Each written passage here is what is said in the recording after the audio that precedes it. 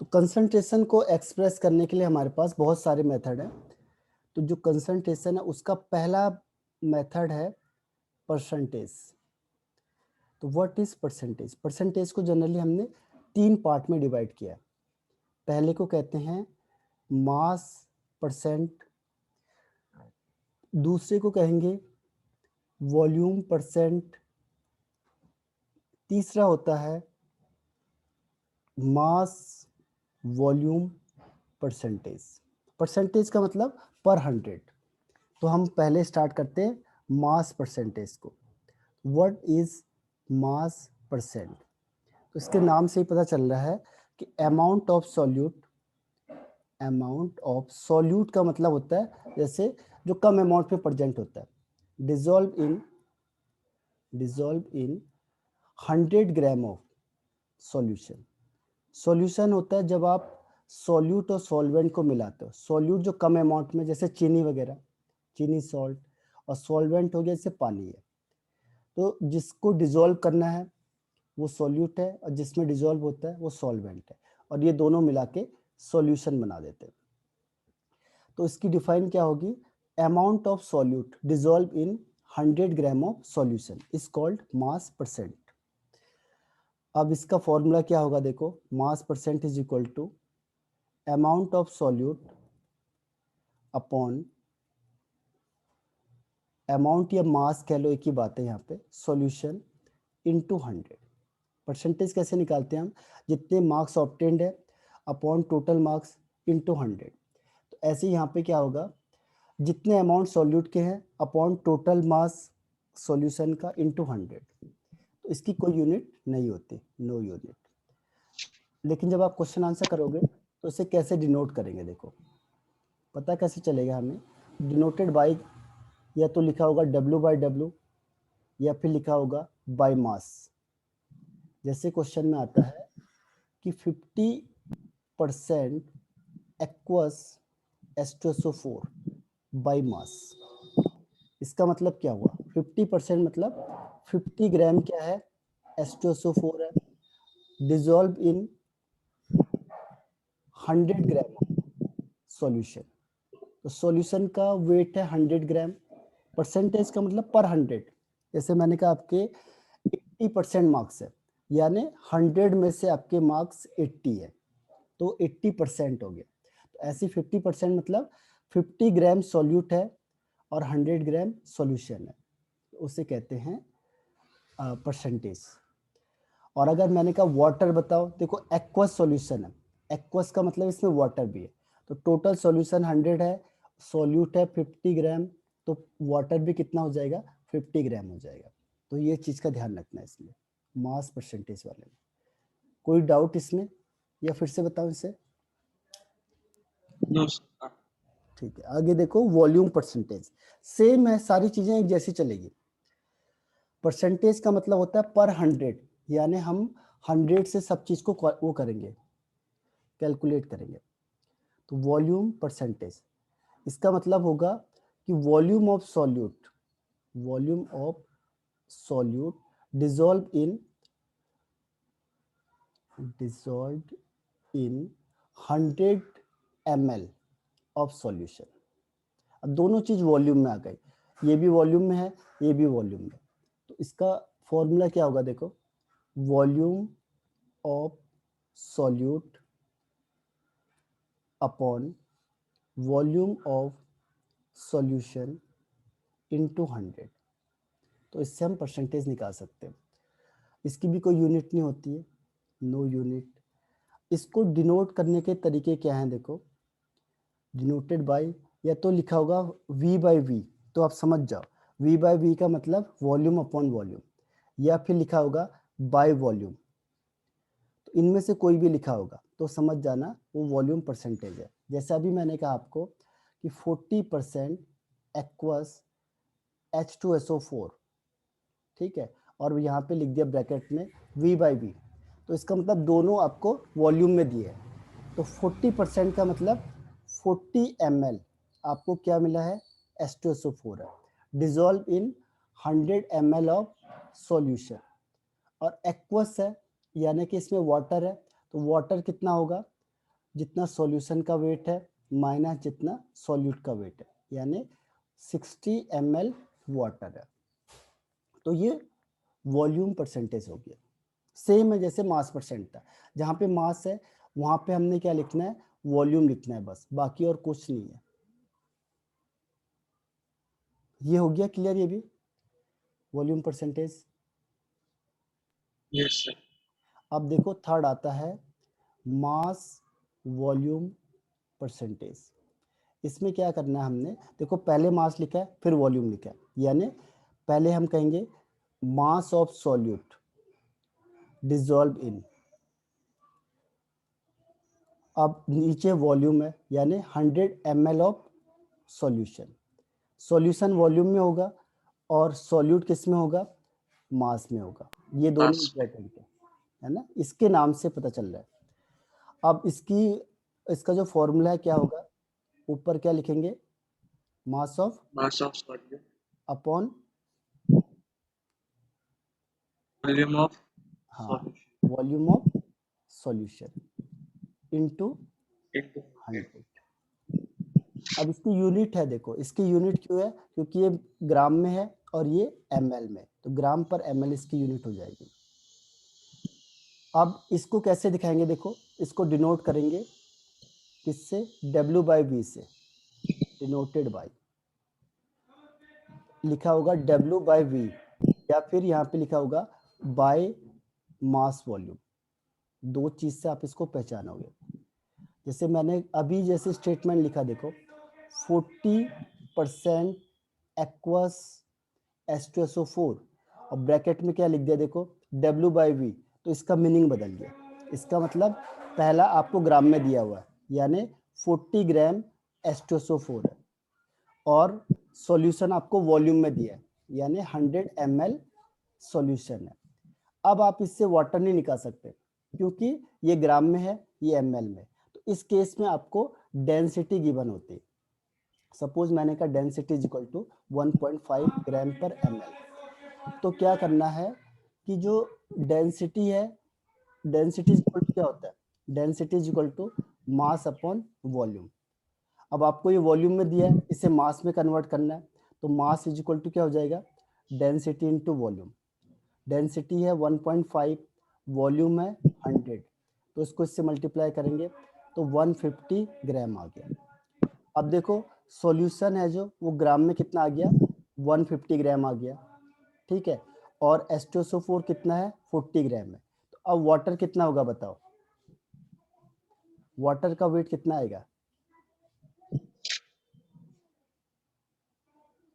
Weight of water जितना solution का मास है माइनस जितना सॉल्यूट का मास है, यानी 110 ग्राम। ये आया समझ में आपको, तीन यस सर। कॉम्प्लिकेटेड यही है बस सबसे ज्यादा, क्योंकि इसमें डेंसिटी गिवन होगी आपके पास। एक चीज और है कि वाटर की डेंसिटी 1 होती है, वाटर का जो डेंसिटी होता है वो फिक्स है, 1 होता है। तो यहां तक ये क्लियर हो गया। Yes sir. अब आते हैं हम लोग सेकंड पॉइंट पे। Second is strength. तो स्ट्रेंथ किसे कहते हैं, देखो स्ट्रेंथ होता है amount of solute, amount of solute dissolved in 1 litre of solution. Solution के 1 लीटर में जितना अमाउंट ऑफ सॉल्यूट डिसॉल्व होगा वो क्या हो जाएगा, उसकी स्ट्रेंथ हो जाएगी। यानी इसका फॉर्मूला क्या बनेगा, जैसे उसमें था किसमें, मास वॉल्यूम परसेंटेज, वैसे ही होगा सेम, मास ऑफ सॉल्यूट, लेकिन ये मास किस में होना चाहिए, हर हमेशा ग्राम में, अपॉन वॉल्यूम ऑफ सॉल्यूशन, और ये सॉल्यूशन का वॉल्यूम किस में होना चाहिए, लीटर में। तो इसकी यूनिट क्या हो जाएगी बताओ, ग्राम पर लीटर। हाँ ग्राम पर लीटर ऑलवेज, क्योंकि फिक्स है, ये ग्राम के अलावा कुछ और लोगे तो स्ट्रेंथ नहीं होगा, ये लीटर ही में ही होना चाहिए, तो इसी में लेना है आपने। तो strength is equal to mass of solute upon volume of solution in litre, यानी amount of solute dissolved in 1 liter of solution is called its strength. ये भी हो गया आपका कंप्लीट। अब थर्ड आता है इसमें मोलैरिटी। मोलैरिटी होता है amount of solute dissolve in, sorry amount नहीं है यहाँ पे, मोलैरिटी में मोल्स आता है, मोल्स ऑफ सॉल्यूट। देखो अमाउंट का तो हमने लिख दिया अभी तक, इसके लिए आएगा number of moles of solute dissolve इन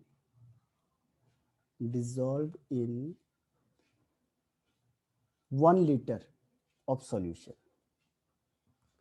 अब देखो इसको डिनोट करेंगे कैपिटल एम से, तो capital M is equal to number of moles of solute upon volume of solution, और किस में होना चाहिए वो, लीटर में।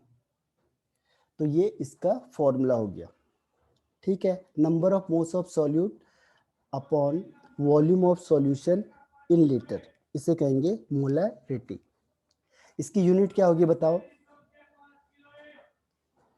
इसकी यूनिट W कौन है? नहीं, W तो है नहीं इसमें, ये क्या है मोल, मोल ये हाँ, तो यूनिट क्या होगी इसकी, मोल पर लीटर। पर लीटर। हाँ, ये मोल में है आएगा हमेशा और ये लीटर में आएगा हमेशा, तो उसकी यूनिट ये हो गई। लेकिन जब आप क्वेश्चन आंसर करते हो तो आपको मोल में नहीं दिया होता है। और एक चीज़ और ध्यान रखनी है आपको कि जब हम सॉल्यूट को रिप्रेजेंट करेंगे तो हम करते हैं बी से या 2 से, और अगर हम सॉल्वेंट को रिप्रेजेंट करेंगे कभी भी तो हम करते हैं ए से या 1 से। जैसे मैंने कहा वेट ऑफ सॉल्यूट तो WB, और वेट ऑफ सॉल्वेंट तो WA। जैसे मैंने कहा number of moles of solute तो NB, number of moles of solvent तो Na। जैसे कुछ भी चीज होगी आपके पास, तो अगर उसके नीचे B लिखा है या 2 लिखा है, बुक में देखोगे आप, तो आप समझ जाओ कि वो इसके लिए है, सॉल्यूट के लिए। और अगर A लिखा है या 1 लिखा है तो आप समझ जाओगे ये सॉल्वेंट के लिए। तो ये क्या है आपके पास शॉर्टकट मेथड्स हैं जिससे हम इसको रिप्रेजेंट कर सकते हैं, ताकि हमें बड़े चीज ना लिखना पड़े। जैसे मैंने कहा वेट ऑफ सॉल्यूट, तो जैसे आपने सॉल्यूट देखा इसका मतलब WB। जैसे मैंने कहा वेट ऑफ सॉल्वेंट, तो सॉल्वेंट आपने देखा तो वेट के लिए WA। ऐसे नंबर ऑफ मोल्स होगा तो number of moles of solute होगा, तो सॉल्यूट के लिए क्या होता है Na, N मतलब नंबर ऑफ मोल्स, और ऐसे number of moles of solvent आएगा तो उसे कहेंगे NB। तो जिसके नीचे भी, सॉरी इसको B लिखेंगे, इसे A लिखेंगे, तो जिसके नीचे A लिखा होगा वो सॉल्वेंट के लिए, जिसके लिए B लिखा होगा वो सॉल्यूट है, या फिर 2 लिखा होगा तो सॉल्यूट है और 1 लिखा होगा तो सॉल्वेंट है। अब देखो इसे हम सिंप्लीफाई कर देते हैं, molarity is equal to number of moles of solute upon volume of solution. अब क्वेश्चन में क्या होता है कि कभी भी नंबर ऑफ मोल्स गिवन नहीं होता है, तो इसको हम और शॉर्ट करेंगे। नंबर ऑफ मोल्स मतलब weight of solute upon molar mass of solute upon volume, ये लीटर में, लेकिन क्वेश्चन में लीटर में नहीं दिया होता, तो इसको हम चेंज करते हैं ml में। तो क्या करेंगे 1000 से डिवाइड कर देंगे। अब इसको यहाँ से यहाँ मल्टीप्लाई करो, इसको इधर मल्टीप्लाई करो, तो इसका शॉर्टकट फॉर्मूला आ गया WB into 1000 upon MB into volume इन ml। अगर ml में होगा तब करना है, ये लीटर में होगा तो ये 1000 नहीं आएगा। तो ये फॉर्मूला आपको याद रखना है मोलैरिटी के लिए। ये आया समझ में आपको? Yes sir. तो इसमें नंबर ऑफ मोल्स को चेंज करना है, क्योंकि क्वेश्चन में नंबर ऑफ मोल्स नहीं दिया होता आपको। तो इसको हम अभी क्वेश्चन करते हैं। इसमें मैंने कहा आपको कि 4 gram of NaOH is dissolved in 100 ml of solution, तो इसकी मोलैरिटी बताओ। तो कैसे करेंगे हम? तो अभी हमने कहा आपको कि मोलैरिटी का शॉर्टकट फॉर्मूला यूज करना है। क्या होता है? m is equal to W B into 1000 upon 1000 M B, upon WA. हाँ, वॉल्यूम। ठीक, अब इस क्वेश्चन में देखो क्या क्या गिवन है। ये क्या है बताओ? 4 ग्राम क्या है इनमें से? ये सॉल्यूट है. हाँ, सॉल्यूट है, तो WB. डब्ल्यू बी हो गया। और ये क्या दिया हुआ है? ml volume. वॉल्यूम दिया है, ये वॉल्यूम ये हो गया। अब देखो आपको मोलर मास निकालना पड़ेगा खुद से।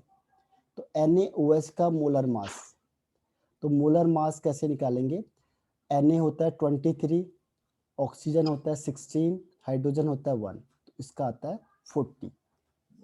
ये निकालना पड़ेगा आपको, मोलर मास क्वेश्चन में गिवन नहीं होता है। ये दे देगा कि सोडियम का 23 है, ऑक्सीजन का 16 है, हाइड्रोजन का नहीं देता हो। अब इसकी वैल्यू यहाँ रखो, 4 into 1000 1000 upon upon 40 40 into into 100. 100।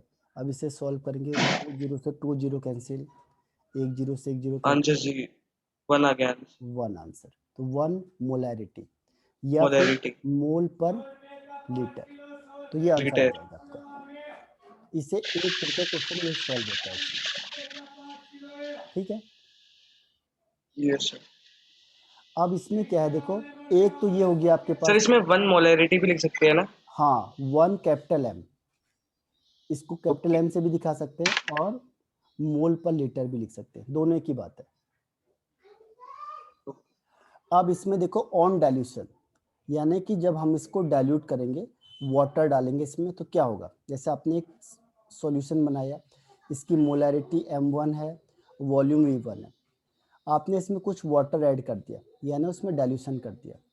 अब इसकी मोलैरिटी चेंज होके क्या हो जाएगी? M2, और वॉल्यूम हो जाएगा V2। तो इसके लिए जो फॉर्मूला होता है वो होता है M1V1 is equal to M2V2। जैसे क्वेश्चन आया आपके पास कि 0.2 m HCl है इन 50 ml, इसमें हमने क्या किया? इसको डाइल्यूट किया और सॉल्यूशन बना दिया 200 ml। तो बताओ कि जो रिजल्टिंग सॉल्यूशन है उसकी मोलैरिटी क्या होगी? रिजल्टिंग सॉल्यूशन की मोलैरिटी क्या होगी? ठीक है, सॉल्यूशन आपने क्या किया देखो, सबसे पहले ये M1 है आपके पास, ये M1 कितना ले लिया?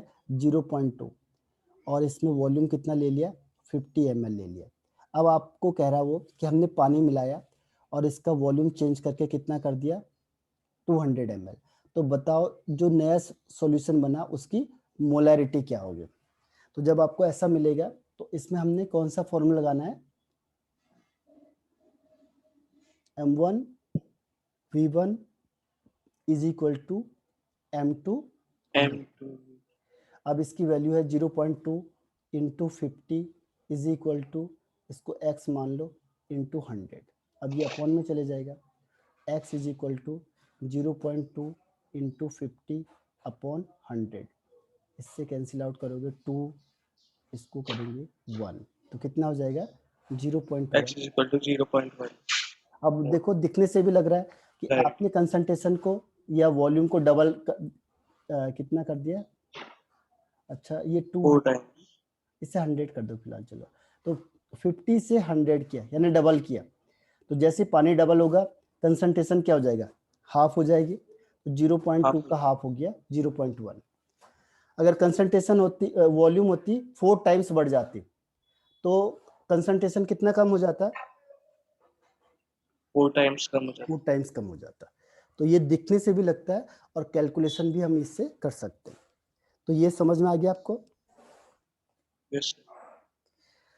अब इसमें एक और पॉइंट आता है आपके पास कि सपोज करो आपने क्या किया, इसका थर्ड केस है, केस थर्ड। अगर एक सॉल्यूशन लिया आपने, इसकी मोलैरिटी M1 है और वॉल्यूम है V1, इसको आपने मिक्स कर दिया दूसरे के साथ, इसकी मोलैरिटी है M2 और वॉल्यूम है V2। अब वो पूछेगा कि बताओ जो रिजल्टिंग सॉल्यूशन बना रिजल्टिंग सॉल्यूशन, उसका मोलैरिटी कितना होगा। सपोज इसकी M3 आ गई, तो इसके लिए फॉर्मूला क्या बनेगा। अब वॉल्यूम होगा V3, तो V3 मतलब जितना इन दोनों को ऐड करके आया, तो तो सर M1 प्लस V1 हाँ M1 V1 plus M2 V2 is equal to M3 V3। Very good. M1 V1 plus M2 V2 is equal to M3 M3 V3। मतलब V1 प्लस V2। तो ये फॉर्मूले से हम इसे सॉल्व करेंगे, ठीक है। तो ये अपॉन में चले जाएगा, तो हो जाएगा M1 V1 plus M2 V2 upon V1 plus V2।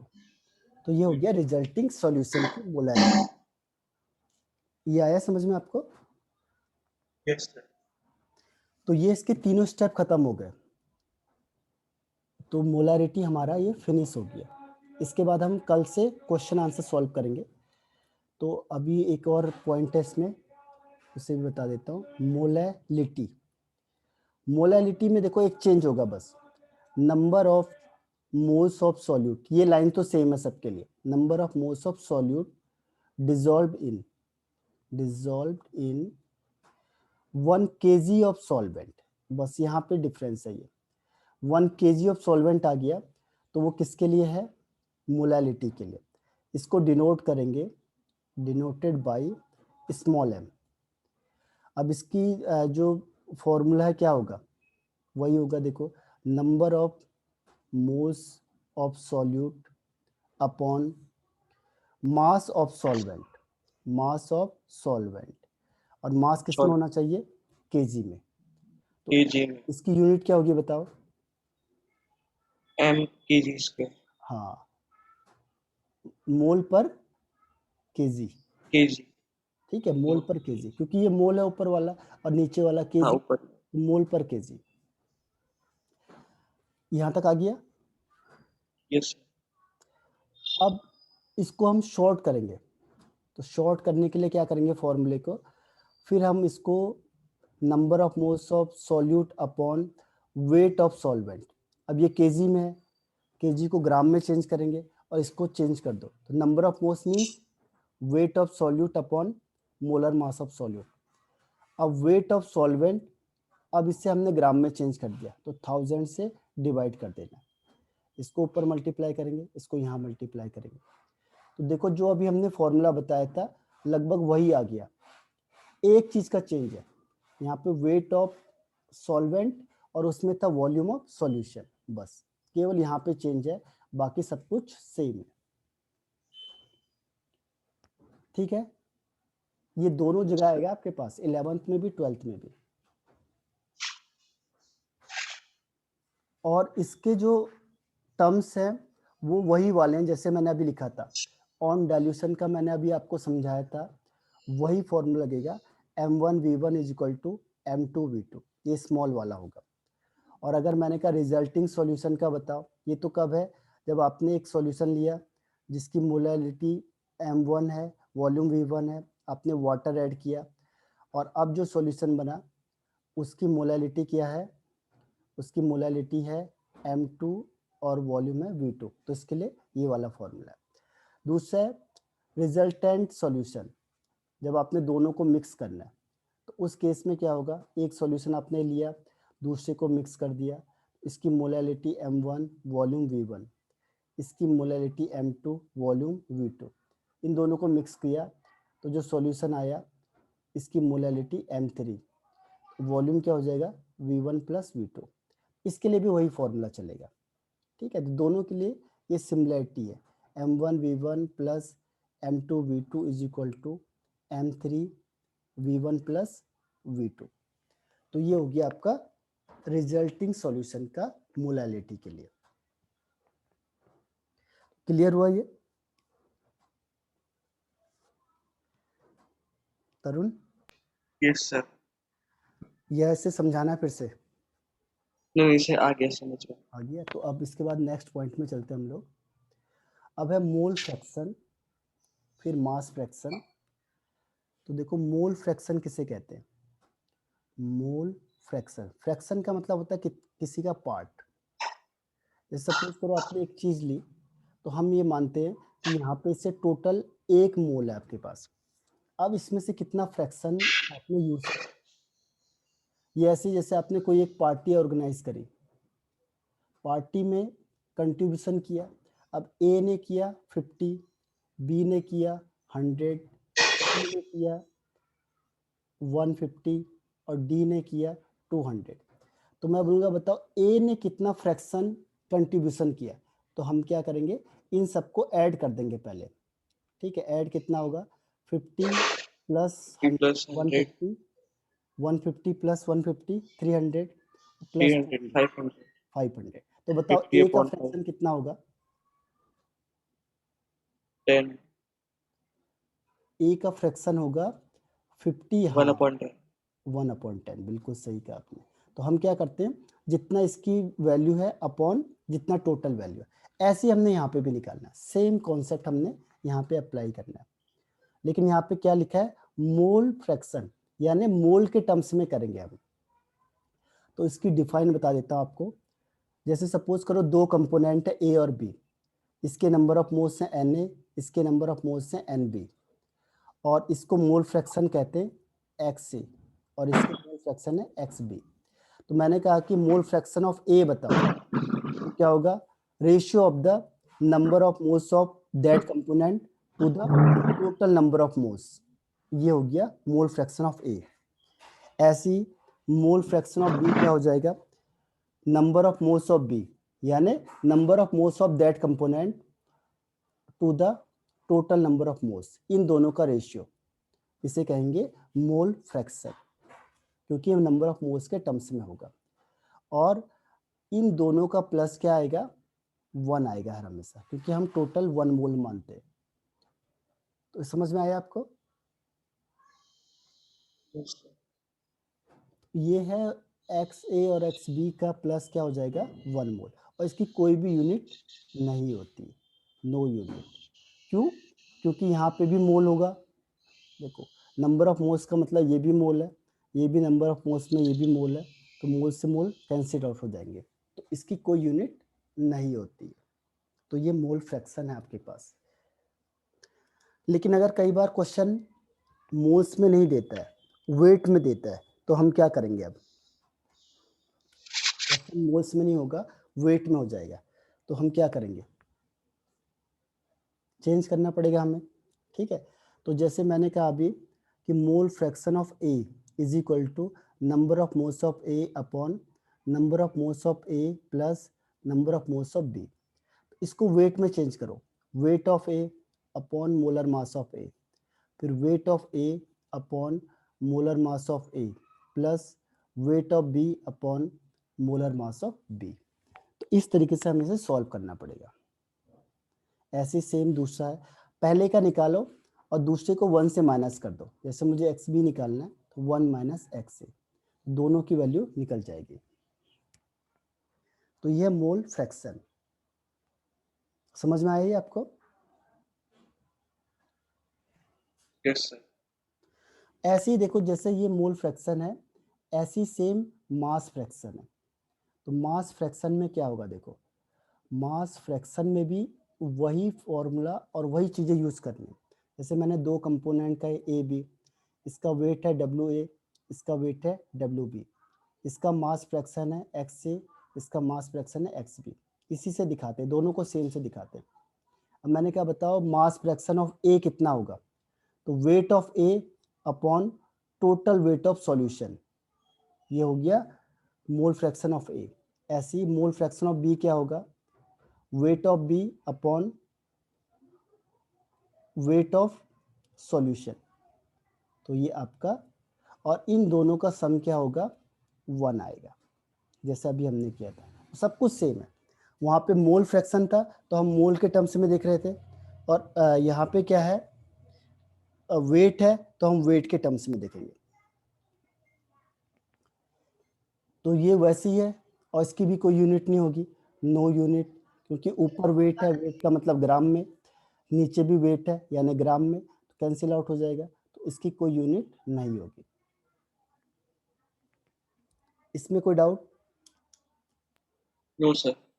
हाँ, तो अब इसका लास्ट पोर्शन में पहुंच जाते हैं हम लोग, ppm, पार्ट्स पर मिलियन।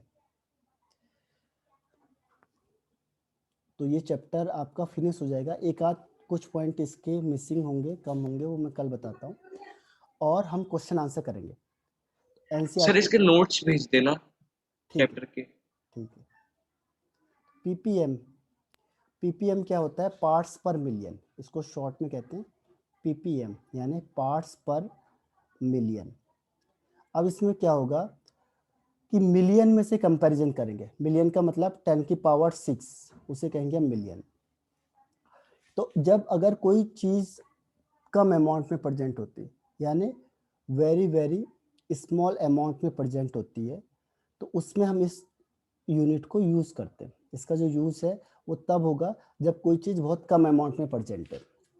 अब इसकी डिफाइन क्या होगी, देखो, amount of solute dissolve in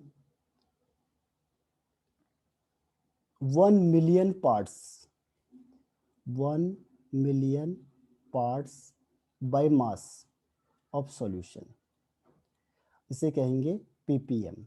तो ये फॉर्मूला जो होता है इसका, वो परसेंटेज के जैसा होता है, यानी कि इसका फॉर्मूला हो जाएगा ppm is equal to mass of solute upon mass of solution into 10 की पावर 6। ये हो गया ppm, ठीक है। अब यहाँ पे 6 से क्यों किया? क्योंकि 1 मिलियन इज इक्वल टू कितना होता है? 10 की 10 पावर की 6। पावर 6। जैसे परसेंटेज में 100 से मल्टीप्लाई किया था, यहाँ मिलियन है तो 10 की पावर 6 से मल्टीप्लाई करेंगे। जैसे मैंने कहा 5 ppm कैल्शियम है टूथपेस्ट में, इसका मतलब हुआ कि 5 ग्राम कैल्शियम प्रेजेंट है और टोटल सॉल्यूशन होगा 10 की पावर 6, ये सॉल्यूशन हो जाएगा इतने ग्राम, ठीक है। तो इसको हम ppm से ही रिप्रेजेंट करेंगे, 5 ppm, 6 ppm, और इसकी भी कोई यूनिट नहीं होती है, नो यूनिट। क्यों? क्योंकि ये भी मास में है तो ये भी ग्राम में होगा, ये भी मास है, ग्राम होगा, ग्राम से ग्राम कैंसिल आउट हो जाएंगे, तो इसकी कोई यूनिट नहीं होगी। यहाँ तक समझ में आया आपको? Yes sir. अब देखो पीपीएम को परसेंटेज में कैसे कन्वर्ट करेंगे। जैसे मैंने कहा आपको कि 40% एक्वस H2SO4 है। अब इसे ppm में चेंज करो, कितना होगा? तो इसको कैसे सॉल्व करेंगे? देखो 40% का मतलब क्या हुआ, यहाँ पे लिखा होगा W/W। अगर नहीं लिखा है तो भी आपको W/W ही समझना है। तो 40% का मतलब 40 ग्राम H2SO4 है, परसेंटेज का मतलब 100 ग्राम सॉल्यूशन है। अब ppm के फॉर्मूले में लगा दो, क्या होता है?